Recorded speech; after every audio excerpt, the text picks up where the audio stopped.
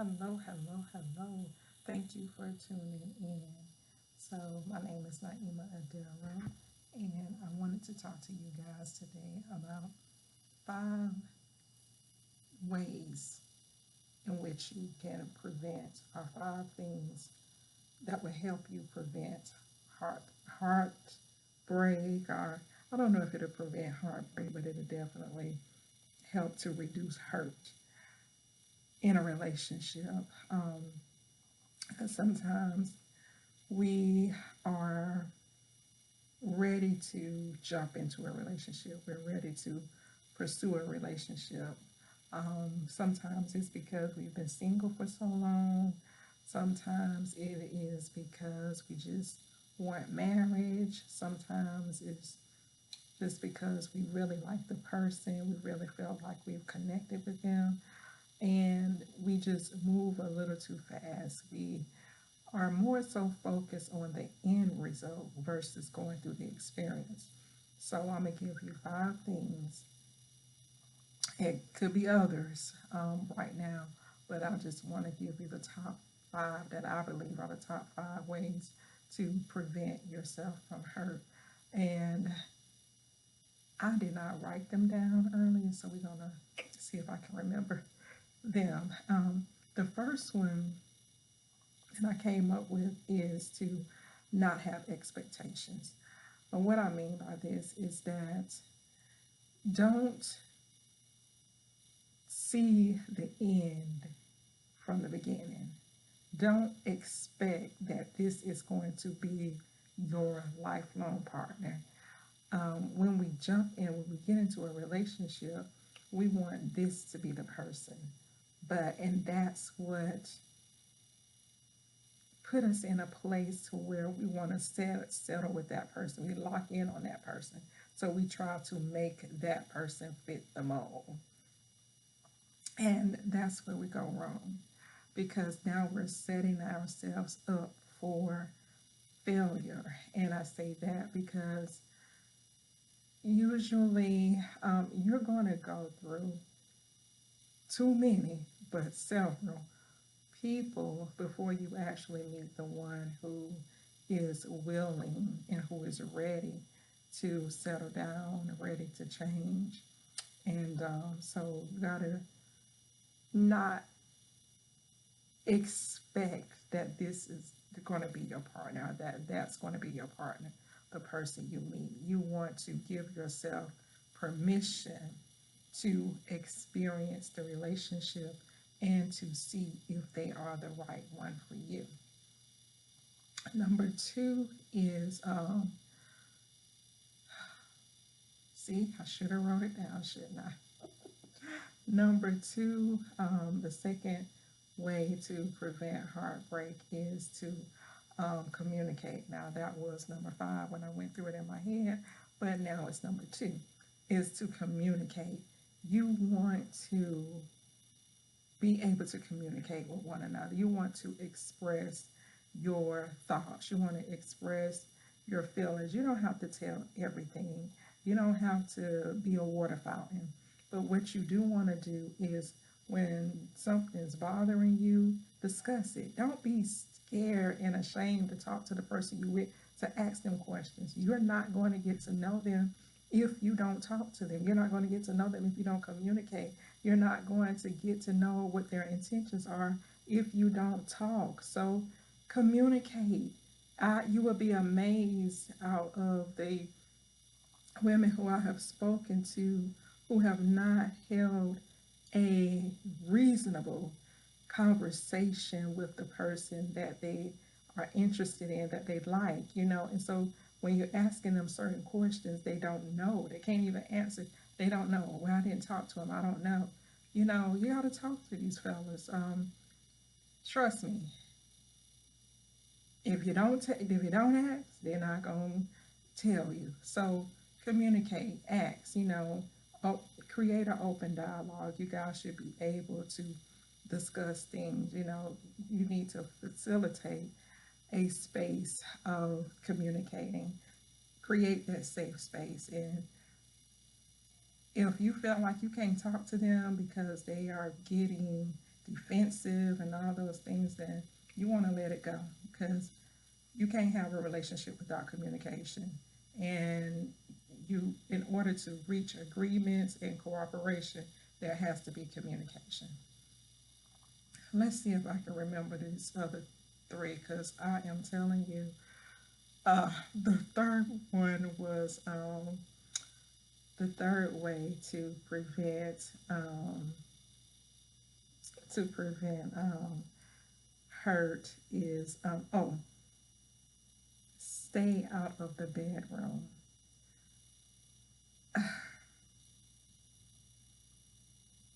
Sometimes I feel like I'm talking to a brick wall by saying this. And this is how I like to think of it, that when you talk to adults about being intimate, you feel like you're talking to a child, because you feel like, when you're adults, you're supposed to be able to do what it is that you want to do. You don't want anybody telling you or giving you advice to not enjoy someone else and not enjoy your pleasures, you know. And so that's one of those unfortunate things.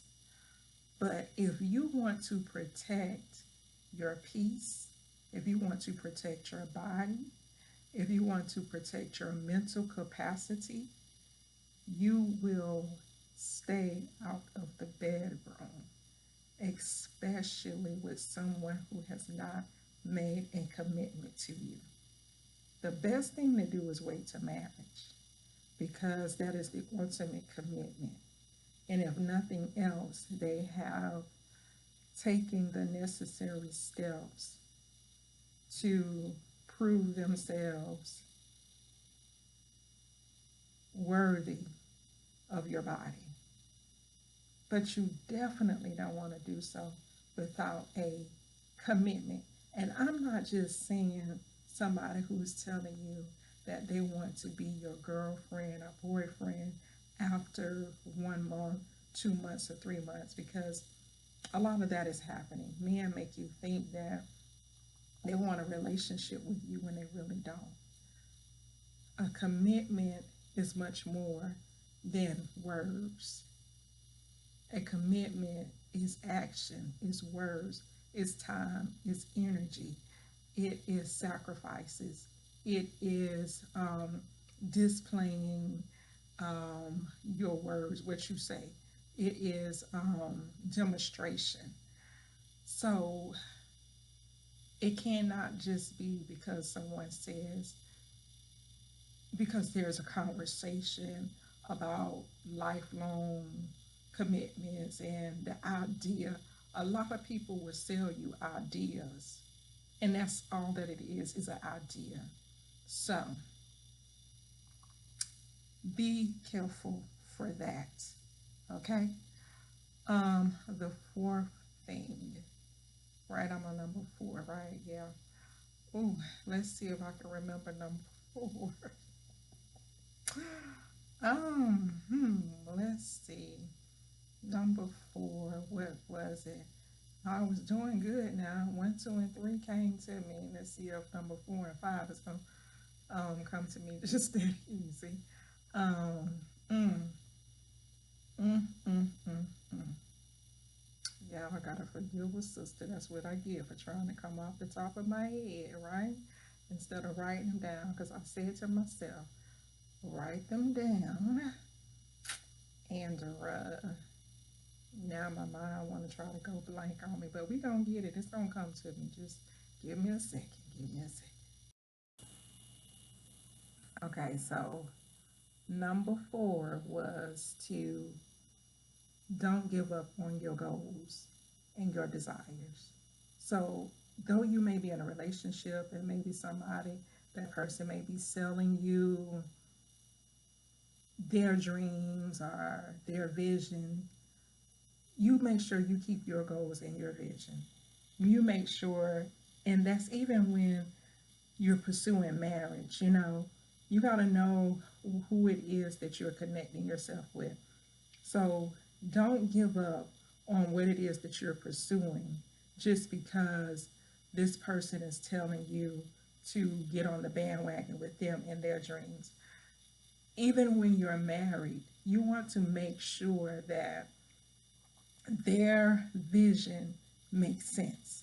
So if they need to, one person needs to go to school while the other one just works or whatever, make sure that it makes sense. So when I say don't give up your goals and dreams, sometimes there is a compromise that may happen, but you got to make sure it makes sense and make sure that it's still lining up with, and you guys are talking about it, and that it lines up with what your ultimate goal is and what your results what you need your results to be. But definitely before a marriage, listen, pursue your career, pursue your education, pursue your mission, pursue whatever it is, whatever goals you have. If it's buying a house, if it's owning a car, buying a car, whatever your goals are, whatever they are, you make sure you continue to pursue them, because it's nothing like giving up your goals. It's nothing like putting yourself in a position to where now you're dependent upon this other person and you have sacrificed yourself, and now you're feeling burnt out, you're feeling broken, you're feeling left alone and left without any substance. You don't want to do that to yourself. You want to continue on. One of the things I just posted on Facebook was, listen, let a man catch up with you. You don't have to let him chase you, but let him catch up with you, okay? So that means you don't stop doing what you're doing for anybody, because I promise you, you will regret it in the end. The last thing, number 5, is to have a spiritual foundation. Now, I said spiritual foundation, but I want to say have a godly foundation. You need to be rooted and grounded in morals and some godly principles, because without that, your foundation is shaky. Your foundation is not stable. Your foundation can collapse at any given time. So you want to make sure that you are covered and protected by the principles of God, because they will keep you, they will protect you, it will bless you, it will bless your finances, it will bless your house, and you just got to use them right. You just got to know how to use them. Listen, just because you are a believer in Christ and just because you love God, don't mean you cannot live life. Live life, but you do it the right way. And when you use godly principles, they will work for you, and you work it so that it can work for you. But it is necessary, because without it, you're going to feel empty. You're going to feel lost. You're going to be broken. You're not going to be successful. You're not going to be fulfilled. It's just not going to happen. Even with people who do have financial, where there is some type of financial stability, they are still lost. There's still no happiness or peace in their life. They may have the money, but there is no fulfillment. There is no, they still feel like they're missing something. And y'all might not agree with me, but I bet you if you take a look at your life, for anybody who may not have a relationship with God, if you look back over your life, there's something missing. You ain't gotta agree with me, but that's what I say, and I ain't changing what I say for nothing. Hey, I've been there, done that. But anyway, so those are the 5 things that I believe will help you. Because guess what? When you hold to your godly principles, then you have that foundation. Those principles, like I said, they will help protect you, and they will help you be grounded. And so, anyway, those are my 5 ways that I believe that will help you to um, pre- to prevent and hurt when it comes to dating. You're gonna need something to. You're gonna need something that will help. Some standards. You're gonna need those standards. You know, your preferences may help a little bit, but you're definitely gonna need some standards. You're gonna need something to help keep you from just doing any and everything, just kind of going with the flow. You know, you go with the flow to a certain extent. You still got to do what's necessary to protect your mental capacity, because that's what happens with men and women when things don't go their way. Now they're distraught, they're broken, they're hurt. And you have, when it comes to dating, you where we mess up at is when you try to change somebody. You can't change anybody. If a person is not willing to adjust things on their own that may bother you, and whatever they're adjusting, the adjustment has to make them better. It can't be something where it seems like they're changing just for you. So if it seems like them making those adjustments is just totally changing who they are, is changing their morals, and and it's not making them better, because some people need to change, and people do definitely need to change for the better. But for those people where it's like changing them into somebody different, you want to get out of that situation anyway. You don't want to change anybody, because guess what? Again, when you try to change people, it's going to be